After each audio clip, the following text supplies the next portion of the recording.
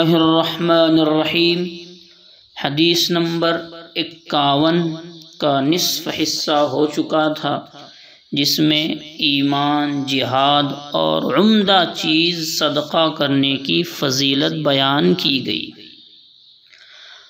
اب آگے فرماتے ہیں، قلت میں نے کہا، فَإِن لَّمْ أَفْعَلْ، پھر اگر میں کر نہ سکوں، میرے پاس مال نہیں ہے کہ میں صدقہ کر سکوں، تو اب مجھے کیا کرنا چاہیے؟ صحابہ کرام رضوان اللہ تعالی علیہم اجمعین کا امت پر بہت بڑا احسان ہے کہ صحابہ نے ایک ایک چیز واضح کر دی۔ قال، آقا مدنی محمد عربی صلی اللہ علیہ وسلم نے فرمایا، تعین صانعا او تصنع لأخرق، تم کسی کام کرنے والے کی مدد کر دو یا کسی بے ہنر کا کام کر دو۔ تعین مضارع ہے، امر کے معنی میں بھی لیا جاتا ہے۔ تعین صانعا، کسی کام کرنے والے کی مدد کر دو، خدمت خلق۔ ایک آدمی ہے، کماتا ہے، محنت مزدوری کرتا ہے، مگر ماں تحتوں کی ضرورت پوری نہیں ہوتی، اس کے بال بچوں کا خرچ ادا نہیں ہوتا، تو تم بھی کچھ ہاتھ بٹا دو تاکہ اس کے 5 روپے اور بڑھ جائے، اس کے ماتحتوں کی ضرورت پوری ہو جائے۔ او تصنع لأخرق، اخرق بے ہنر، کمانے سے عاجز، اپاہج وغیرہ، اس کا کام کر دو۔ تعین صانعا او تصنع لأخرق، اس جملے کا پیغام یہ ہے کہ ہمارے اندر خدمت خلق کا جذبہ ہونا چاہیے۔ ایسا نہ ہو کہ آدمی صرف اور صرف اپنے ہی اندر ڈوب کے رہ جائے، دوسروں کی ذرہ برابر کوئی فکر نہ کرے۔ یہ طریقہ صحیح نہیں ہے، بلکہ ہمارے اندر یہ جذبہ ہونا چاہیے کہ ہم دوسرے کے کام آ جائے، ہماری زندگی لوگوں کے لیے نفع بخش ثابت ہو۔ اب انسان کو چاہیے کہ وہ لوگوں کے کام کرتا رہے اور اللہ کے لیے کرے۔ بہت سارے افراد اللہ والے ایسے بھی گزرے ہیں جو خدمت خلق کیا کرتے تھے اور کسی کو پتہ بھی نہیں چلتا تھا۔ ان کی وفات کے بعد پتہ چلا یہ لوگوں کے کیا کیا کام کیا کرتے تھے۔ اس لیے دنیا چاہے اچھا کہے برا کہے، اس سے ہمیں کوئی سروکار نہیں۔ ہمیں جو بھی کام کرنا ہے صرف اور صرف اللہ کو راضی کرنے کے لیے۔ دنیا والوں کی تعریف بھی عارضی ہے اور برائی بھی عارضی ہے۔ دنیا عارضی ہے، ختم ہونے والی ہے، لہٰذا یہاں کی تعریف یہ بھی ختم ہونے والی ہے، یہاں کی برائی یہ بھی ختم ہونے والی ہے، لہٰذا ہم جو بھی کام کریں اللہ کو راضی کرنے کے لیے کریں۔ آج لوگ آپ کی تعریف کریں گے، کل وہی برائی کرنے لگ جائیں گے، جو برائی کر رہے تھے وہ تعریف کرنے لگ جائیں گے۔ بہرحال ہمیں جو بھی کام کرنا ہے اللہ کے لیے کرنا ہے۔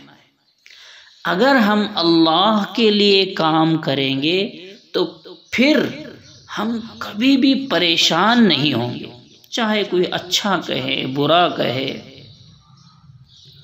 قلت، میں نے کہا، یا رسول اللہ، اے اللہ کے رسول، ارأیت، ای اخبرنی، آپ مجھے بتلائیے، ان ضعفت عن بعض العمل، اگر میں کسی عمل سے عاجز رہ جاؤں، ان امور کو انجام دینے سے عاجز رہ جاؤ، کمزور پڑ جاؤ، مجھ سے خدمت خلق نہ ہو، طاقت ہی نہیں ہے، ہنر ہی نہیں ہے، یا پھر کاہلی ہے، سستی ہے، بہرحال میں خدمت خلق نہیں کر پا رہا ہوں، میں اس سے عاجز ہوں، تو پھر اب کیا ہونا چاہیے؟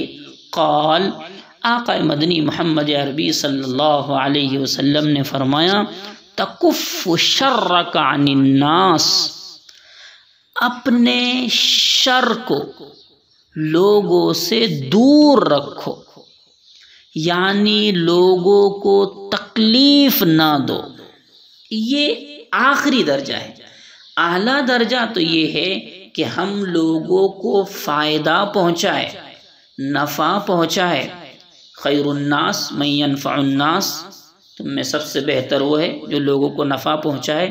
لیکن اگر تم نفع نہیں پہنچا سکتے تو اب آخری درجہ یہ ہے کہ اللہ واسطے کسی کو تکلیف بھی نہ پہنچاؤ۔ طاقت نیکی نہ داری بد مکن، تو نیکی کی طاقت نہیں رکھتا ہے تو برا بھی مت کر۔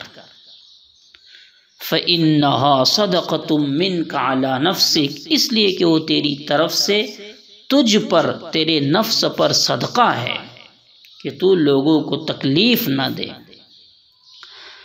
اب ہر آدمی اپنا محاسبہ کر سکتا ہے کہ وہ کس معیار پر ہے، ہم کیا کر رہے ہیں اور کس کے لیے کر رہے ہیں۔ یہ ہر آدمی اپنا حساب لے، دوسروں پر نظر نہ ڈالے۔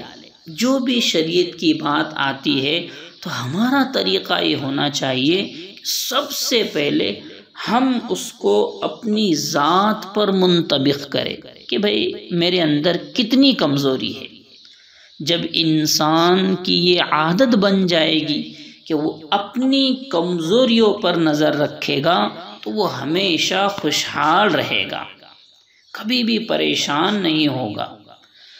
اس لیے کہ انسان کو اپنی غلطی نظر نہیں آتی، لیکن اگر کوئی اللہ کا بندہ ہے، اپنی غلطیاں اسے نظر آ رہی ہے اور وہ اس کو سمجھ رہا ہے، اس کو تسلیم کر رہا ہے، اس کو دور کرنے کی فکر کر رہا ہے، تو پھر یہ علامت ہے اس بات کی کہ وہ اللہ کا محبوب بندہ ہے۔ اس حدیث کا خلاصہ یہ ہے کہ ہم اپنے ایمان کو مضبوط کریں اور اللہ کے دین کے خاطر جب بھی ہماری ضرورت پڑے ہم تیار رہے، چاہے ہماری جان کی ضرورت پڑے، اور عمدہ چیز، اچھی چیز صدقہ کرنے کی عادت ڈالے، خدمت خلق کرے۔ اور آخری پیغام ہے کہ اگر ہم خدمت خلق نہیں کر سکتے تو کم از کم ہم کسی کو تکلیف نہ دیں۔ اللہ تعالی ہمیں عمل کی توفیق عطا فرمائے، اللہ ہماری دنیا بھی بنائے، آخرت بھی بنائے۔ سبحان اللہ و بحمدہ، سبحان اللہ العظیم۔